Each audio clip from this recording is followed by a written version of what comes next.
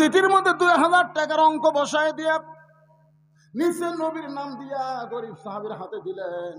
আল্লাহ নবী বললেন, যা ওসমানের দরবারে।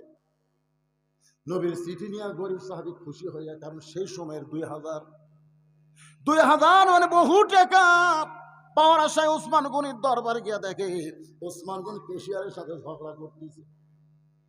এই বেটা 4 আনা গেল কোথায়? সারাদিন কি হিসাব করিস? 4 আনার হিসাব দিবার পারিস না। যতক্ষণ 4 আনার হিসাব না দিবি ততক্ষণ তোর ছুটি হবি না। হাতের সিটির দিকে তাকাই, কিন্তু 2000 4 আনার জন্য যেভাবে কেশিয়ারকে ধরছে, এ কৃপণ আমার 2000 টাকা দিবে না। নবীর কাছে গিয়ে বলে, রাসূলুল্লাহ আপনি দিবার পারবেন না ঠিক আছে, কিন্তু এমন কৃপণের কাছে আমার কেন পাঠাইলেন? রাসূল বলে, তুমি কি চিঠি দিছো? কয়, যা দেখলাম, দেওয়ার সাহস পাইলাম না।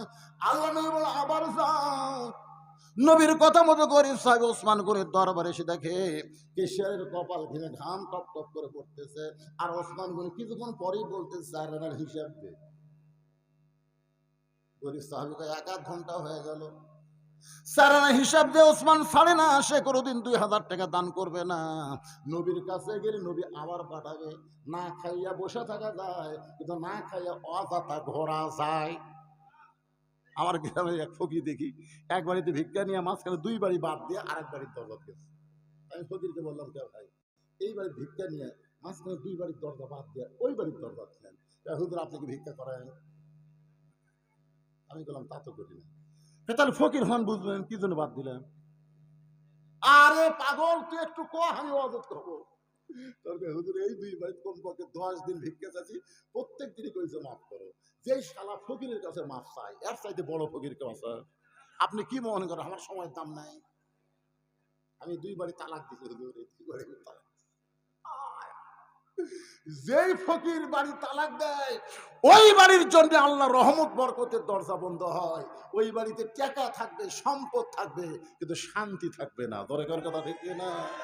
তুমি ফকিরকে ফিরাই দিছো, তোমার বেটা গাঁজাখোর হবে, তোমার বেটি অটো ভ্যানের সাথে প্রেম করবি, তোমার কোটি কোটি টাকা থাকবে, কিন্তু একদিন এসে দেখবা বেটা কাঁপতে কাঁপতে কাঁপতে কাঁপতে বাড়ির মধ্যে ঢুকতেছে। টাকা কি করবে, কি লেখা? এই জন্য আল্লাহ কোরআনে বলেছেন, আম্মা সাইলা ফালা তানহার, সাইলকারীকে ফিরাই দিও না। আর সূরা মাউনের মধ্যে আল্লাহ বলেছেন, আরাআইতাল্লাযী ইউকাযযিবু বিদ্দীন ফাযালিকাল্লাযী ইয়াদুল ইয়াতীম ওয়ালা ইয়াহুদ্দু আলা তাআমিল মিসকিন ফাওয়াইলুল লিল, বলেন ফাওয়াইলুল লিল মুসাল্লিন আল্লাযীনা হুম আন সালাতিহিম সাহুন আল্লাযীনা হুম ইরাউন ওয়া ইয়ামনাউনাল মাউন। আল্লাহু আকবার। এই সূরা মাউনের মধ্যে কি আছে? এতিমদেরকে গলা ধাক্কা দিবা, ক্ষুধার্তদেরকে তিরস্কার করবা। তুমি হইলা ধর্মের নামে মিথ্যাবাদী। মাথার টুপি দিয়ে এমপি হওয়ার আগে তুমি গরিবের হাত চাপা ধরো, আর এমপি হয়ে গেলে তুমি আর এলাকাতে থাকো না, ঢাকার বাড়ি বানা সেখানে ঘোরো। এই মিথ্যাবাদী। কোনো কথা ঠিক কিনা? মাইয়া মাহি মাইয়া মাহি ছিলেন না, যুবকেরা ছেলে ন্যাংটা হয়ে না আছে, আমার বোরকা পরা ভরসা। ওর মতন রাবিয়া কেউ নাই রে।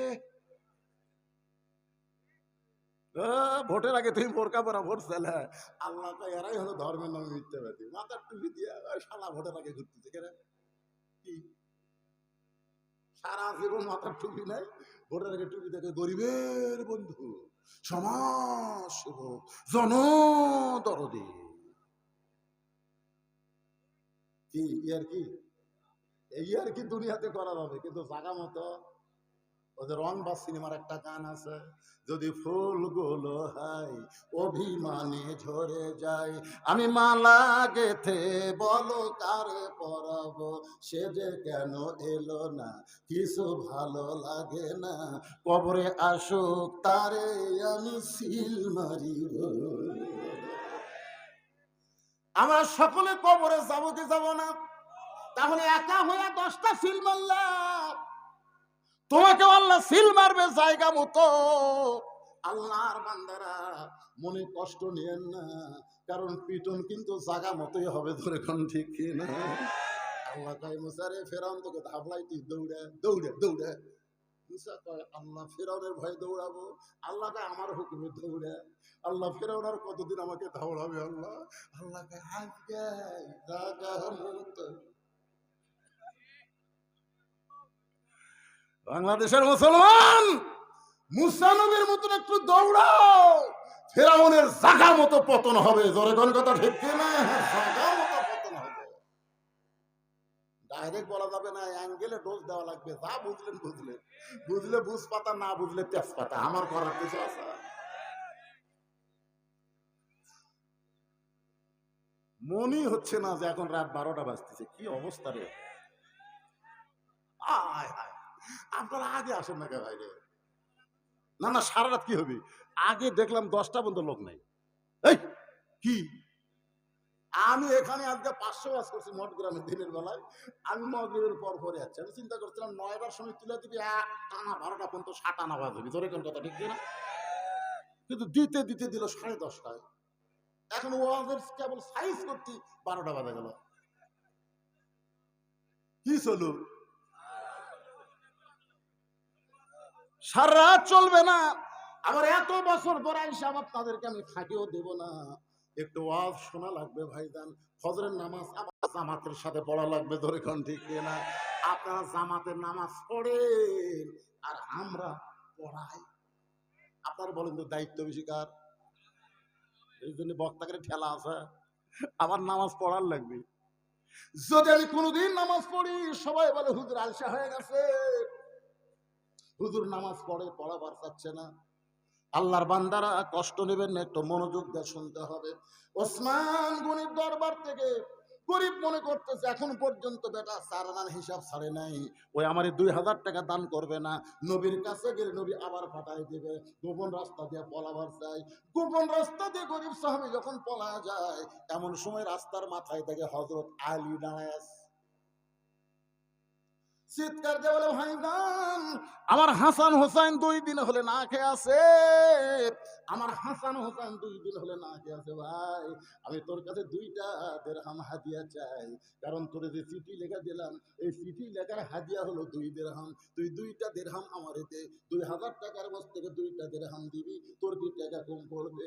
গরিব কান্দার বলে আলী রে, এখন পর্যন্ত চিঠি আমার পকেটে।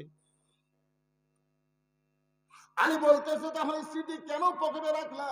ওই পরপর 2 বার গেলাম, বেটা 4 আনার হিসাব ছাড়ে না। কেশিয়ারের কপাল ঘামা ঘাম টপ টপ করে পড়তেছে। আলী বলতেছে পাগল নাকি?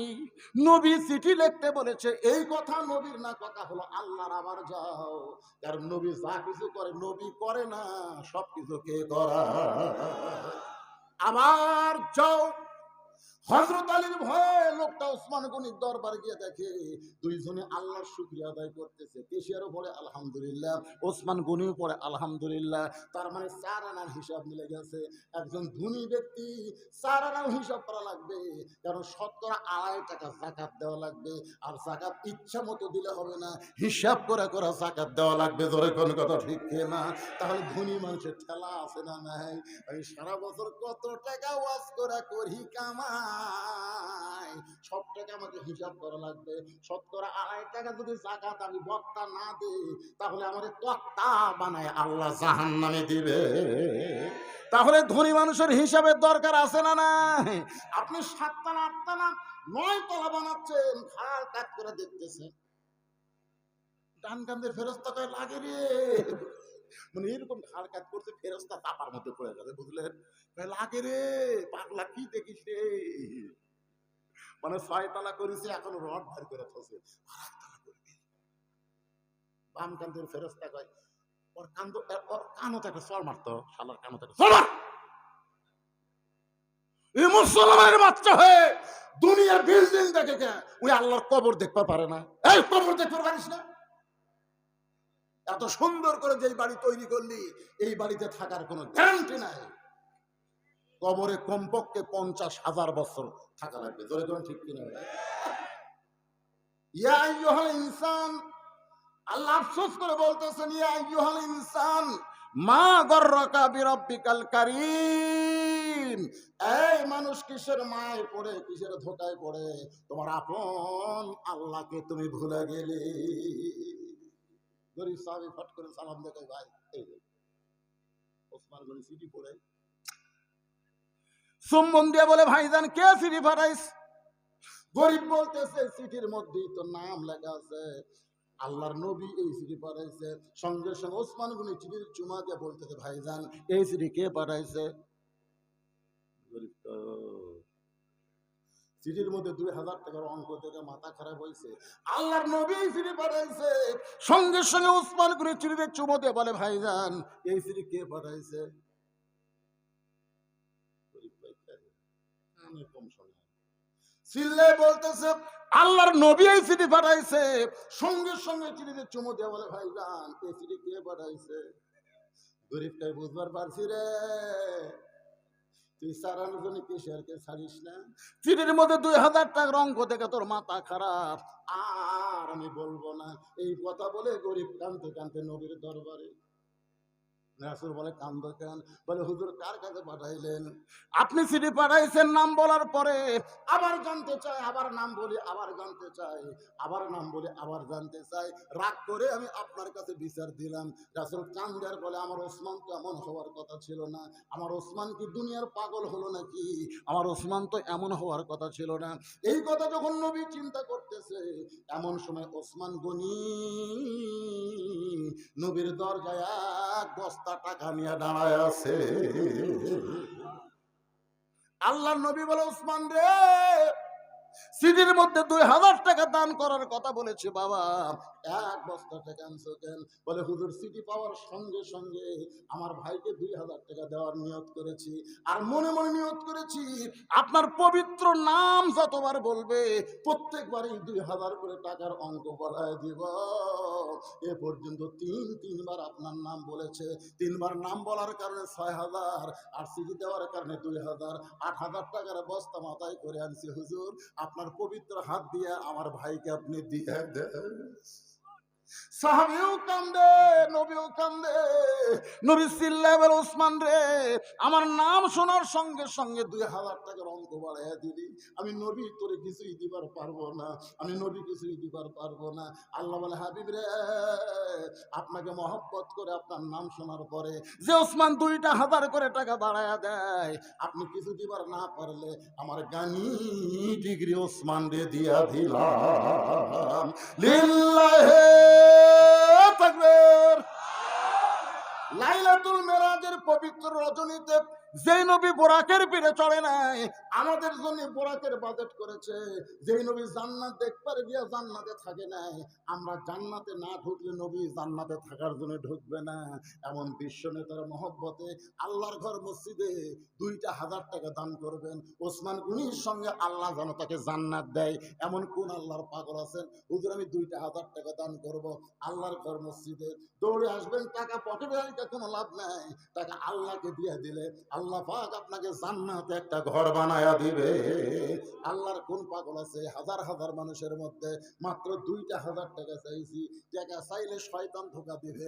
এ দেশ না দেশ না দেশ না, না দিলেই কিন্তু শয়তানের পক্ষে পড়ে গেলেন, আর দিলেই সকি হাবিবুল্লাহ আল্লাহ রাসূল বলেছেন দানকারী হবে আল্লাহর দোস্ত। জোরে কোন সুবহানাল্লাহ। আপনাদের মধ্যে মাহফিল কমিটির লোকেরা ব্যাগ নিয়ে যাবে, আপনার যে যা পারবেন তাই দিবেন, কিন্তু বিশেষ করে এই মসজিদের যারা মুসল্লি, মসজিদের যারা আহাল, তারা ব্যাগের মধ্যে 1 টাকাও দিবেন না, তারা টেজে এসে দিবেন। এই মসজিদের এই গোডাউন পাড়ার কারা কারা হাত তুলেন তো দেখি? গোডাউন পাড়ার লোক আছে? এই কয়টায় গোডাউন পাড়ার? আচ্ছা হাত নামান। এই গোডাউন পাড়ার বাহিরের যারা, তারা একটা হাত তুলেন তো দেখে। সব লোকই বাইরে যাচ্ছে পারে। আচ্ছা ঠিক আছে, আপনারা বেশি দেওয়া লাগবে না, 10, 20, 50, 100 যা যা পারবেন ব্যাগের মধ্যে দিবেন। আর যে কটা হাত তুলছে এই কয়টাকে এই ব্যাগের মধ্যে দিবেন না, আপনারা আমার হাতত দিবেন। এর কে দিল? প্রথম কে দিল? আয়ুব আলী অবসরপ্রাপ্ত সেনা অফিসার নাকি? 2000 টাকা নগদে করছে দেন। ওসমান গনির সঙ্গে আল্লাহ জান্নাত দিয়ে দেন। কি ভাবছেন? তোমার নাম কি? মাশাআল্লাহ। হ্যাঁ, মানিক, 7 রাজার ধন মানিক। ওসমান গনির সঙ্গে জান্নাতে যাওয়ার আশায় 2,000 টাকা নগদে করছে দান। আল্লাহ দানকে কবুল করেন। আব্দুল মান্নান 2,000 টাকা, যদি টাকা না থাকে আপনারা বাকি লিখে দিবেন, 7 দিন 10 দিন পরে দিবেন, কোনো সমস্যা নাই। কারণ ওসমান গনির সঙ্গে জান্নাতে যাবেন, কেউ তো টাকা নিয়ে আসেন নাই, কিন্তু জান্নাতে যাবার যাদের মন চায় 2টা করে 1000 টাকা নগদ না পারলে বাকি লেখায় দেবেন। দেরি করবেন না, দেরি করলে শয়তান বলবে দেশ না দেশ না। দান করলে কি হয়? আল্লাহ রাসূল বলেছেন, সফিয়া হাবিবুল্লাহ, যারা দান করবে তারা আল্লাহর দোস্ত। আল বাখিলু লা ইয়াদখুলুল জান্নাহ, যারা বকিল হবে তারা কি নাম বাজানের আন্টু সর্দার সুবর্ণা গার্মেন্টস 2,000 টাকা ধরে বলেন মারহাবা। আল্লাহ ওসমান গনির সঙ্গে তাকে জান্নাত দাও, তার ব্যবসার মধ্যে বরকত দিয়ে দাও, জোরে কোন আমিন। আচ্ছা, এই মুরব্বীগুলো এখন উঠতেছে কেন? এই মুরব্বীগুলো না না না, এতক্ষণ ওঠেনি। যেই টাকা চাচ্ছি তখন ওঠা লাগবে। এই টাকা চাইলে চ্যাংড়া মানুষ উঠলো, মুরব্বী মানুষ উঠলো, তার মানে আপনি দেন বা না দেন বাজান, বসে থাকেন, অসুবিধা কি?